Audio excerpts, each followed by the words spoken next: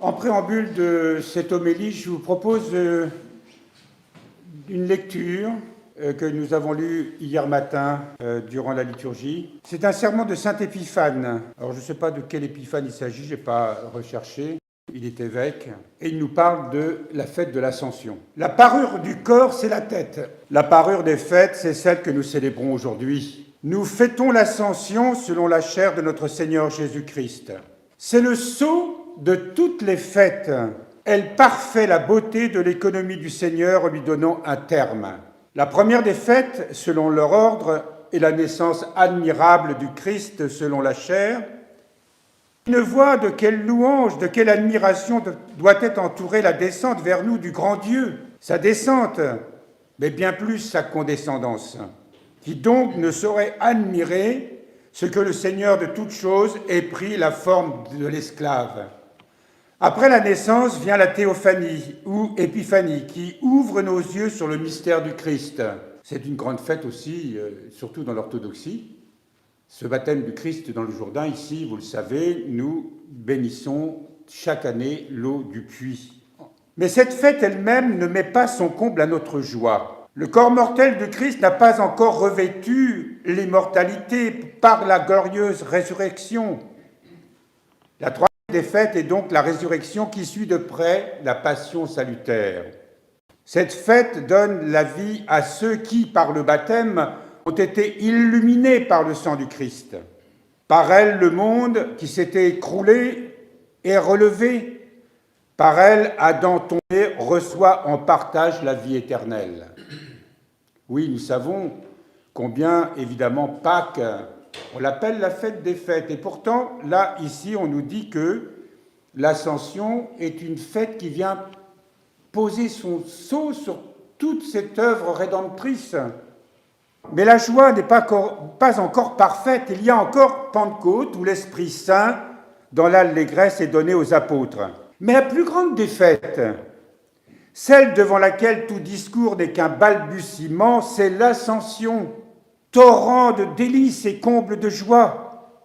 Aujourd'hui, le Christ ouvre la porte des cieux, ruisselant de lumière. Venez donc contempler ce cocher qui traverse les cieux des cieux. Personne, pas même Élie, dont nous avons entendu tout à l'heure sa montée, son ravissement dans ce char de feu, pas même Élie n'est monté aux cieux, mais celui-là seul qui le dit clairement, personne ne monte au ciel si ce n'est le Fils de l'homme qui est au ciel.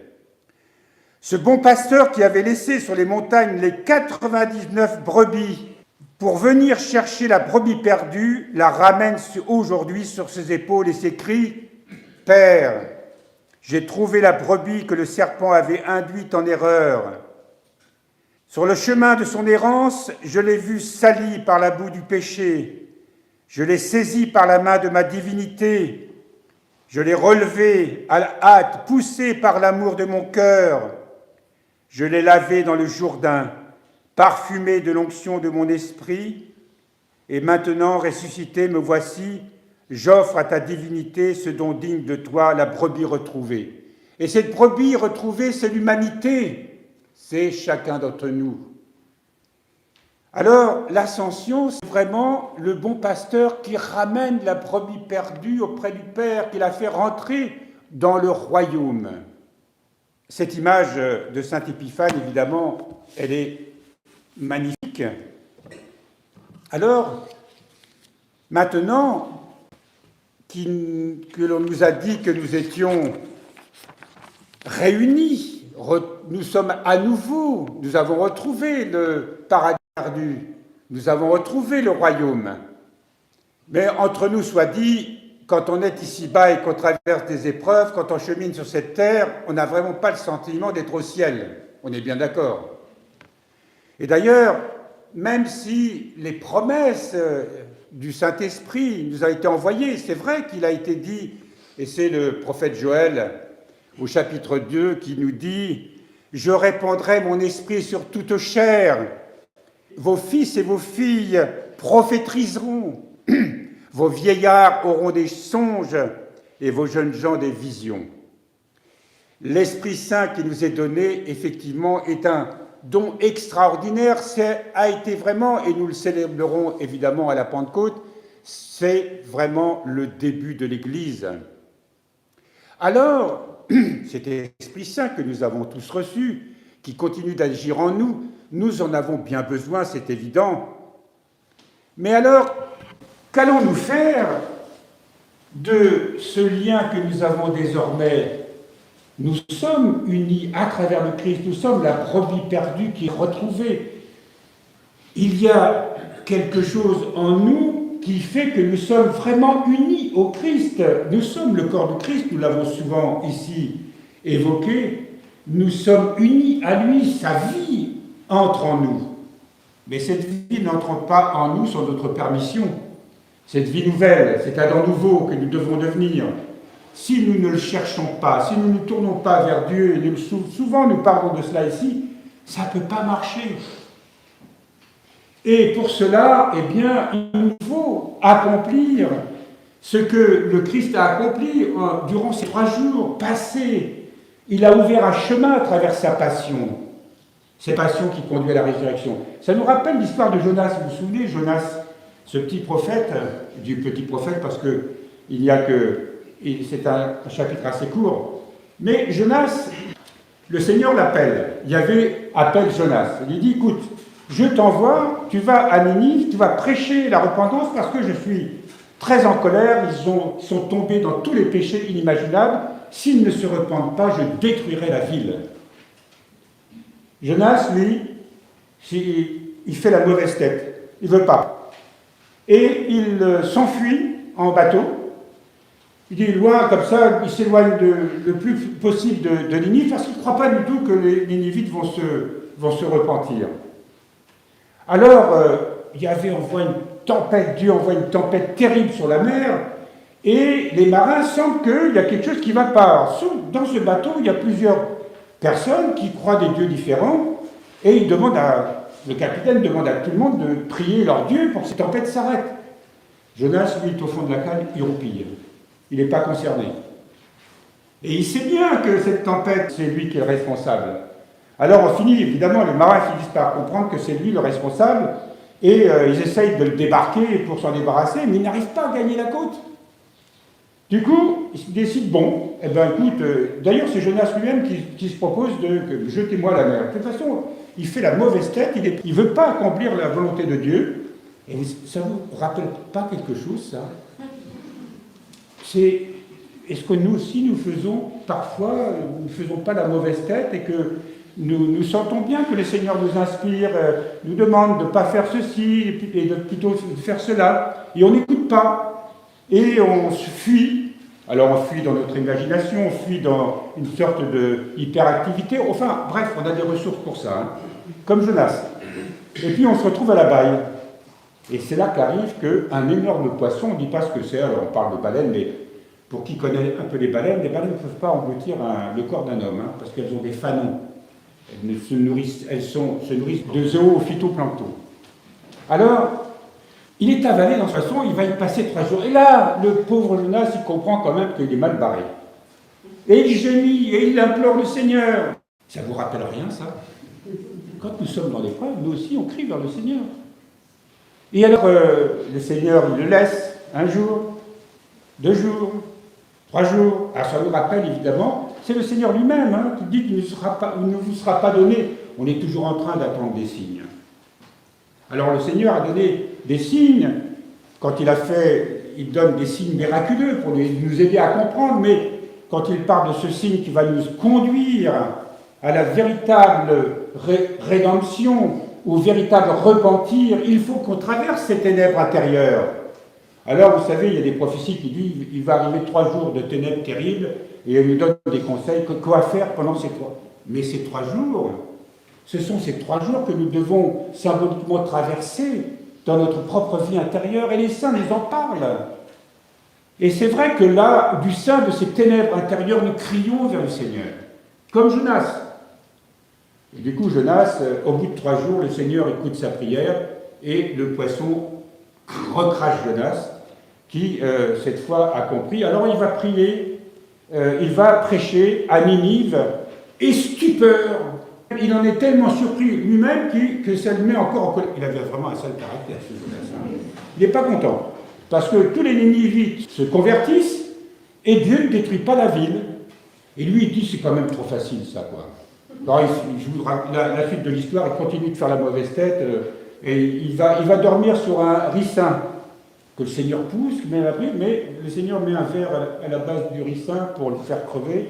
Il se réveille, et finalement il a trop chaud, et c'est vraiment un hargneux. Et le Seigneur, il essaye de lui faire comprendre combien il est bon, combien il est miséricordieux. Alors, nous sommes effectivement déjà au ciel. Mais il nous faut comprendre comment monter au ciel. Parce que nous attendons que le Seigneur revienne vite, bientôt, demain matin ou la semaine prochaine, ou peut-être, alors il y a toujours des dates, hein, de façon à ce que le Seigneur vienne séparer les boucs des brebis et faire le ménage. Mais il faut faire cette séparation déjà dans notre propre cœur. Tout ce qui est dit dans le livre des Révélations, c'est-à-dire de l'Apocalypse, Saint Jean ne l'a pas écrit en disant les hommes souvent ont essayé d'interpréter tout cela pour se dire voilà, le Seigneur va arriver à tel ou tel moment de l'histoire des hommes. Jusqu'ici, ça n'a pas trop bien marché, nos façons de le comprendre. C'est un livre de vie spirituelle qui concerne la vie intérieure. Très symbolique, c'est vrai, assez ésotérique, si on peut employer ce terme, mais il nous parle justement de ce cheminement intérieur si difficile. Et les saints nous en ont parlé. Il y a une collection que nous avons au monastère qui s'appelle la Philokalie. C'est un très beau mot qui veut dire l'amour de la beauté. Et ce sont des écrits spirituels de tous ces saints, de tous ces mystiques qui, avant nous ont parlé de cette traversée intérieure. Le Seigneur, il est avec nous. Il est avec nous, il nous l'a dit. Nous sommes au ciel avec lui. Mais il est aussi avec nous sur la terre. Il faut que nous puissions comprendre quelle est sa sainte volonté dans notre vie pour que s'accomplisse pleinement par la puissance de l'Esprit que nous allons célébrer dans 10 jours, que nous puissions vraiment réaliser cette rédemption qu'il a réalisée pour nous dans son corps, dans son âme. Alors, c'est le père Nathalie Maskin, je crois, qui dit, c'est ce grand père du désert contemporain dont nous méditons ses écrits ici, qui dit qu'effectivement, l'ascension, c'est la fête de tous les moines. Parce que nous sommes déjà dans un état angélique. La brebis perdue a été restaurée, elle a été retrouvée, elle est à nouveau dans le royaume. Mais il nous faut comprendre comment rester dans ce royaume, comment nous orienter vers ce royaume, comment nous laisser guider dans ce royaume. Ce n'est pas achevé, ce n'est pas parce que il est dit que nous sommes unis au ciel que tout est déjà réalisé, qu'on n'a pas grand-chose à faire. Nous le savons, ce n'est pas vrai. Et comme je vous racontais à propos de Jonas, eh bien on est comme Jonas, nous sommes une vraie tête de mule. Alors, aujourd'hui, nous devons comprendre que Dieu nous donne du temps. Dieu nous donne abondance de grâce, mais le temps passe. Si on ne se convertit pas, les malheurs arriveront. C'est ainsi. Mais si on convertit, Dieu accorde sa miséricorde, toujours. Et il accorde sa miséricorde pour chacun d'entre nous. Nous traversons tous des moments d'épreuve. Tout ce que nous vivons, ce n'est pas une malédiction. Le Seigneur, lui, est contraint en quelque sorte de nous faire traverser les épreuves pour qu'on se tourne vers lui. Qu'on ne soit pas comme Jonas, sourd à sa parole, sourd à son appel. Et à ce moment-là peut commencer vraiment un chemin de vie. Et vous savez, la dernière fois, nous parlions de la joie parfaite. Eh bien, cette joie parfaite, elle nous est donnée au sein même de l'épreuve. C'est ça qui est extraordinaire. Parce que quand on vit avec le Seigneur, tout devient paix et joie, même quand c'est difficile. Parce que tout prend un sens, tout devient vie. Tout ce qui nous paraissait ténèbres devient lumière, tout ce qui nous paraissait mort devient vie. C'est ça qui est extraordinaire. Et nous ne pouvons pas traverser cette vie sans épreuve, c'est évident. Mais il y a quelque chose, un don que l'Esprit ne nous refuse pas. C'est que celui vraiment qui accepte, parce que par la foi, il sait que c'est nécessaire, et qui se tourne vers le Seigneur, alors le Seigneur lui donne cette paix et cette joie parfaite. Et on ne sera pas comme Jonas en train de bouder et faire l'idiot parce qu'il trouve que c'est finalement trop facile de se repentir et puis finalement de bénéficier des miséricordes de Dieu. Eh bien oui, si. Ça qui est extraordinaire, c'est que le Seigneur nous aime d'un amour fou. Et nous qui cherchons l'amour dans toutes sortes de choses, et la beauté dans toutes sortes de choses, c'est pour ça que je parlais de la philokalie, de l'amour de la beauté. Se tourner vers Dieu, vivre en Dieu, c'est aimer la beauté, aimer la vie, aimer ce qui est réel, parce que nous vivons dans l'illusion sans nous en rendre compte. Eh bien, le Seigneur, dans cet amour fou, il veut nous le faire partager, il veut que nous soyons ivres de cet amour. Les mystiques nous parlent de l'ivresse de cet amour. Les saints nous parlent de cette ivresse de l'amour. Eh bien, elle nous est donnée à tous. Nous ne sommes pas exclus parce que non, on n'a pas besoin de faire d'études de théologie pour ça. On a besoin de prier. Et prier, tout le monde peut. On a besoin de prier, on n'a pas besoin de connaître des tas de prières compliquées, etc. Vous savez, quand on aime et qu'on dit à quelqu'un, à son aimé, ou « je t'aime », c'est un raccourci, quoi. Et pourtant, chaque fois qu'on prononce ce mot-là, c'est jamais de la même manière qu'on le prononce. On le reçoit quand il est sincère. Quand il est sincère, hein. C'est vrai. Mais quand on dit à quelqu'un vraiment qu'on l'aime, eh bien, on lui donne de la vie. On lui donne de la beauté. On lui donne de la lumière. Parce que dans ce « je t'aime », ça veut dire « je te donne ma vie si je t'aime vraiment ». C'est ce que nous dit l'Évangile. Et Dieu nous a donné sa vie. Et il nous la donne sans cesse. Le Christ, de sans cesse, nous donne sa vie encore et toujours, et surtout dans les moments où, évidemment, nous avons tellement besoin de lui, comme dans Jonas, dans le ventre du poisson géant, eh bien, il crie vers le Seigneur pour être délivré. Le Seigneur ne résiste jamais. Pourquoi ? Parce qu'il nous aime d'un amour fou. Vous vous rendez compte, il est descendu venir chercher cette brebis perdue qu'est l'humanité pour la ramener au ciel. Et nous sommes tous au ciel. Mais nous vivons comme si nous n'étions pas au ciel. Mais qu'est-ce qu'on fabrique ? Est-ce qu'on va faire la tête de mule encore comme Jonas, sans ne pas croire en sa parole ? Eh bien non. On peut décider aujourd'hui que, oui, Seigneur, je vais me laisser aimer. Tu vas m'apprendre à aimer. Et malgré les épreuves, malgré les maux dans mon corps et dans mon âme, je sais que tu vas tellement me remplir de toutes les grâces dont j'ai besoin que déjà je vais goûter toutes les joies du paradis, ici et maintenant. Au nom du Père, du Fils et du Saint-Esprit. Amen.